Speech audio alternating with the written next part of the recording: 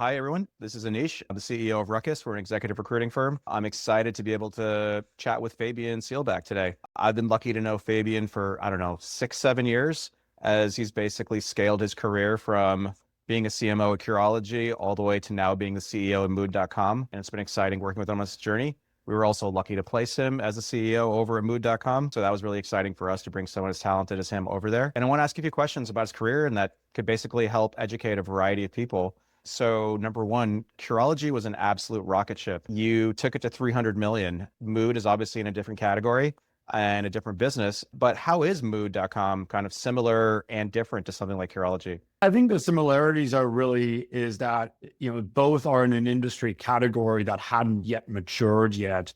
Curology really brought customization and prescription to skincare and really established and created that industry. Now, still Mood is very similar there, where the hemp THC category is relatively immature at this point, partially because of regulation, partially because it just hasn't grown into a structured industry that is more similar. I feel the other thing that's very similar is a cultural element. I think both Curology and Mood had a culture of just trying things, making things happen, getting shit done, and being very comfortable with the failure that comes from that, but also the successes, which is very exciting. We're not afraid to try something. I think the other thing is just a small, highly efficient team that really drives things forward. Where I think Mood is very different is Curology was very much focused on kind of the one category, skincare, where I think Mood is very different as we play across a bunch of product categories, everything from flower, pre-roll, edibles, gummies, beverages. And so that gives us unique opportunities to really expand in all of those areas. We're already in multiple channels. We don't just have D2C, that is our biggest business, but we are also in smoke and vape shops. We're in liquor stores in some of the states, and we're continuing to expand that. So that's very different. That's super interesting, especially where you talk about, when you started Curology, probably almost nobody had heard of it. Now it's considered, such a D2C darling. It just shows you just keep grinding at it and you eventually get there. So I would definitely consider Mood a frontier startup, which, as you mentioned, is in categories that can be very much affected by external sources, whereas something like fashion, beauty, et cetera, maybe a little bit less so, such as regulation, et cetera. And I've got to, ask you, how do you weigh the risk and reward to even join a company like Mood and the different decisions you make on a day-to-day basis as the CEO? Since from the outside looking in, it might seem a little bit wild, but I'm sure there's a little bit of method to the madness. I think there's the broader analysis that I would say applies across everybody, but then there's also the personal analysis of how do I fit into the picture. And I think when I think about a category overall, I really look at, what's my expectation on the time horizon when things will be more stable. That's what I was particularly excited about when I looked at Mood is, yes, on a 12-month horizon, there's lots of ups and downs that I would expect. But when I think about a 5 or 10-year horizon, it's very, very clear that we've been on a long-term trajectory of cannabis becoming a more regulated industry, much more similar to alcohol, and that journey overall will continue. We just, for example, saw the Democrats introduce a bill that would do exactly that. It would legalize all cannabis, bring hemp and marijuana back together, and create a very stable industry footing. I think in the current political climate, that may not go through. I wouldn't expect it to. But it's showing me that over the right time horizon, it will look, very good. I think the other thing I always look at is, within one of those industries, how is the company positioned? I think Mood is uniquely positioned there as one of the larger players. It's pulled ahead of a number of other competitors. And so that gives it a strong staying power to help shape the industry and influence. And also just the personal decision, for what the company needs to do over the next couple of years, does that align with what I am good at? Because that ultimately is what matters. I don't want to be in a situation where it requires, the skills that I may not be the strongest at. That's what I very much look for, of how can I plug in and how can I provide unique value above and beyond to help shape a company and industry as it's getting created. Of course, there's risks that come with that. I think as industries get established, you also see outsized rewards when we think of, some of the early telehealth companies, the Rose of the world that are now have had the chance to grow very large. Of course, not everybody in the industry, has achieved that same scale. And so it's always the which horse do you bet on question as well. That's a great point. So it sounds like you're almost looking for risk reward opportunities that are like kind of right at that cusp of, hey, this is maybe right before or right around that inflection point that it could be swinging upward in a really aggressive way. And finding that cusp and that exact timing is fairly part of the journey and the reward. Absolutely. I mean, that was the timing. I joined Curology in 2016, and that was really the beginning of telehealth. Telehealth had existed, had been around for a while, but it was really the next generation of telehealth companies that vertically integrated across the pharmacy component and the medical component, or really brought that together under one roof. And that, that was the unique thing that differentiated the consumer experience, but also just made for a better business model.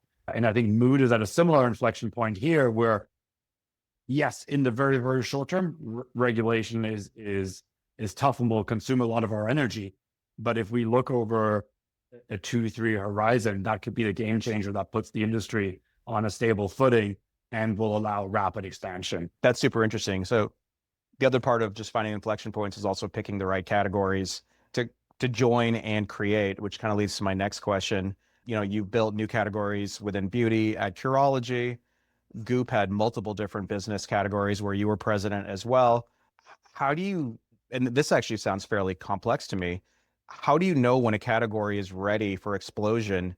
And how do you choose new categories to go into that may be super nascent and the broader public and other folks may not realize this is something that could actually be really beneficial from a business perspective? I think it really, again, depends on your aperture, because if you look at it, Curology and skincare, it's not like we all of a sudden blew up skincare. I think what we did blow up was the specific niche of skincare being vastly more effective by having the combination of customized product, prescription ingredients, and medical care to go with it.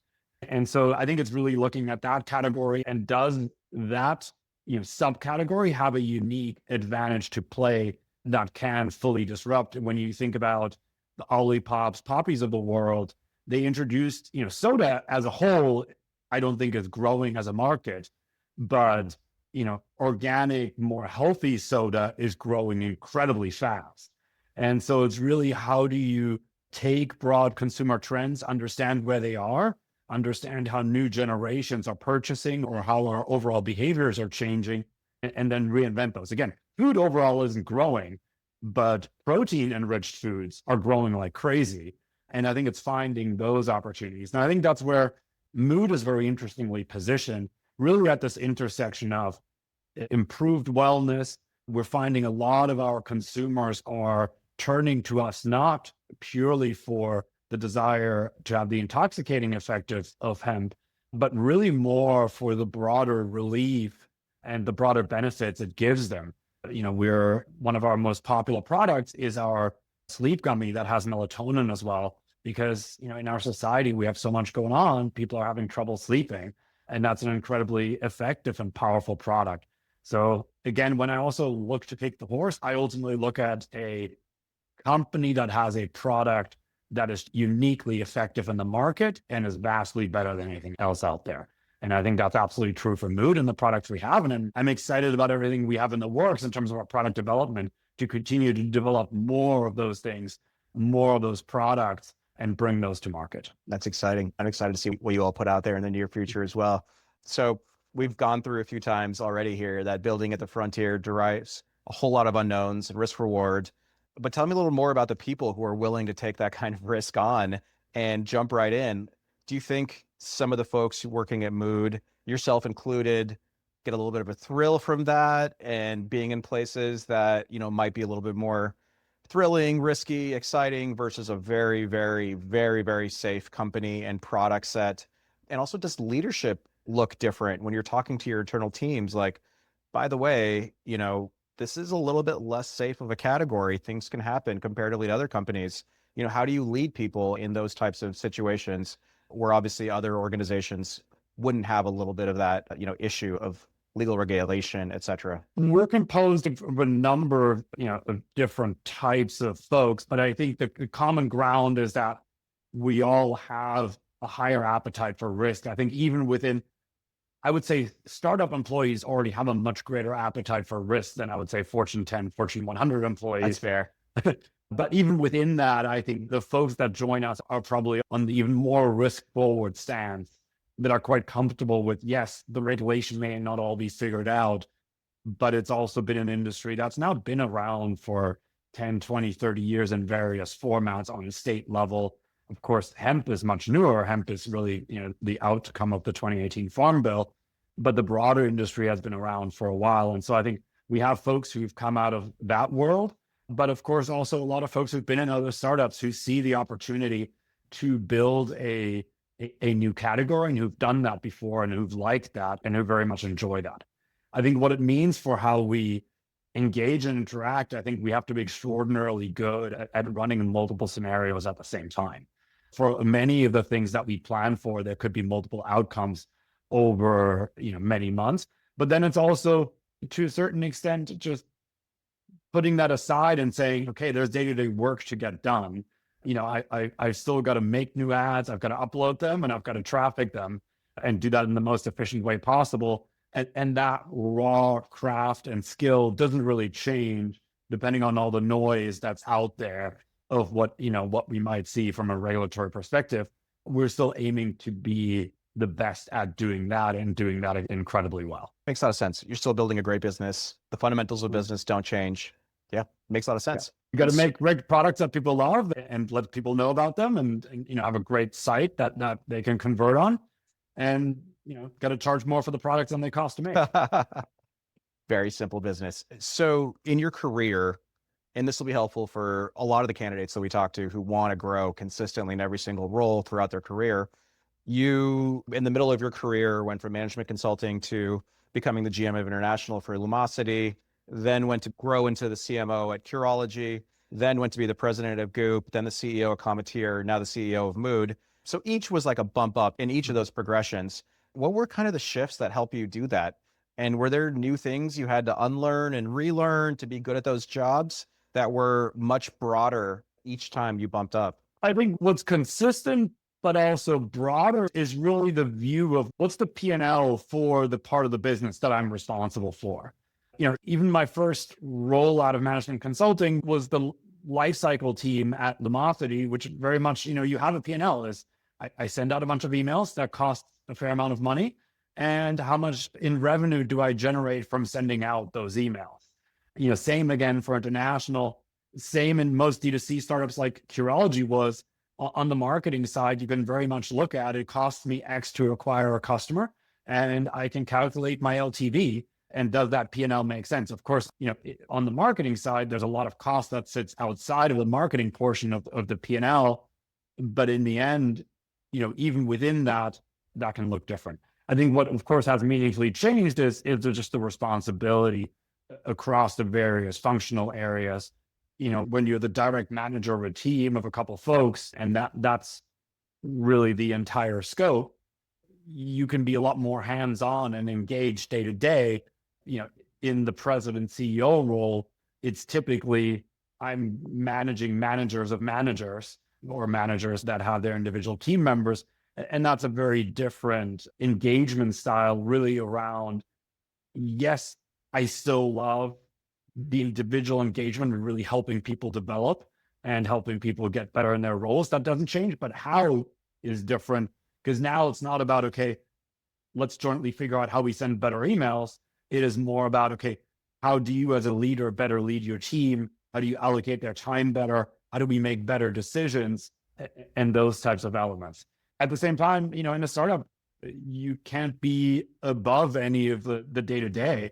I mean, I still log into Meta and I still know where all the buttons are. And I like checking the performance and just seeing what's going on.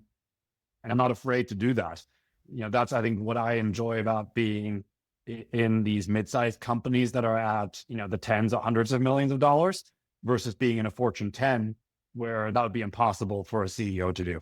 Absolutely. And that's why it's pretty difficult for someone from a Fortune 10 to go into an early stage startup. It's quite a jolt. It makes a lot of sense. Was it pretty difficult for you at first to go from like being a CMO to now you're managing a VP of finance, you're managing a VP of legal, things that you probably had a purview into, but weren't directly reporting into. At first, was it difficult, and did you slowly get better at it over time? It was definitely a change, and I definitely feel, I've gotten better over time, but you should ask the folks who I've managed in those roles. It's different because you're for the first time engaging around really how does the work happen in those teams? What are the priorities? But I think what's helped me there is the steps over time where, I got to see that at Goop first, then was in the president role at Cometeer and stepped into the CEO role. So I've had time to get more familiar with each function, to spend more time in those various functions versus just being thrown in the deep end. But, of course, the functions are different in every industry. At Cometeer, we had our own manufacturing. We had a $100 million plant in Massachusetts that brewed and froze all the coffee. So then you have very different things to think about versus that mood where we're more towards the tail end of the value chain. Makes sense. And we're now lucky enough to be working with you on the other side of the table. After we were lucky enough to hire you as a CEO, now we're helping you hire up your team. And obviously a lot of experience hiring phenomenal people throughout your career.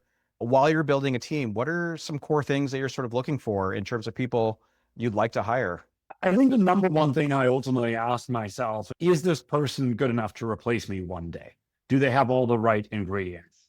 And that's really a combination of the capability, the drive and the energy to kind of learn and improve over time, so that I feel confident that with time and more learning, they could ultimately replace me one day. A good organization has folks that they themselves level up, and with that, they level up the organization as we scale and grow, because that will create a lot of continuity versus as we grow, continuing to need to hire from the outside. I think the other thing, the things that enable that, I think that's one of the most important things, is that folks have that drive to learn and innovate. And I think that's both innovating in their roles, but also innovating on how they themselves do the work and what makes them more capable. I think, to me, I feel that's over the many folks I've hired whose careers I've watched over the many years, that's the number one predictor of success that I've seen for the folks that have, continued to have amazing careers that I had the pleasure of at one time hiring and working with, and hopefully helping them develop in their career and level up through their time, through the hands-on day-to-day work. That's amazing. Thanks for that. And by the way, a lot of people who've worked for Fabian have gone on to grow their career and are now all across some of the most popular companies in the world. So when you get a chance, you want to work for Fabian and, see yourself glow and grow over time, because there's no shortage of folks who've been able to do that. I've learned a lot today. I really appreciate your time here, Fabian, and thanks a lot for jumping on here with me.